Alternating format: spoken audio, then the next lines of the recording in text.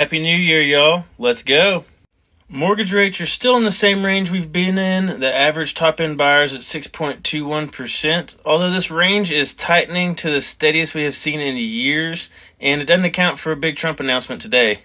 So President Trump is targeting the housing market. Today he announced his representatives are going to buy $200 billion in mortgage bonds. Unknown how this pans out. Grok estimates it to have about 0.25% to 0.5% impact on interest rates. We're going to dig into this more tomorrow. Earlier this week, Trump banned Wall Street investments in homes, or at least plans to. In my opinion, the Wall Street buying of houses has been overstated, and while this might help first-time homebuyers, it's not going to help increase home values.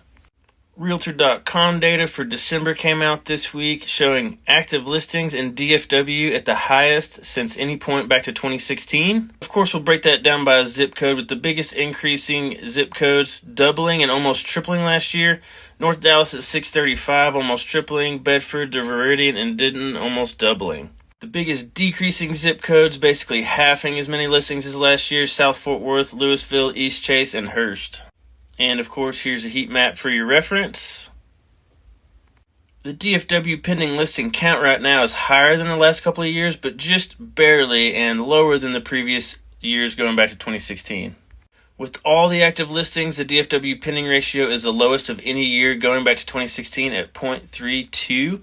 The median over these years is about double that at 0.62. And of course, this is going to add downward pricing pressure to sellers. And here's a heat map of the pending ratio for your reference. What this means for you is there is hope for lower rates sooner, and where, why, and how is better than when. As always, if you have questions about this data or buying a house, let me know.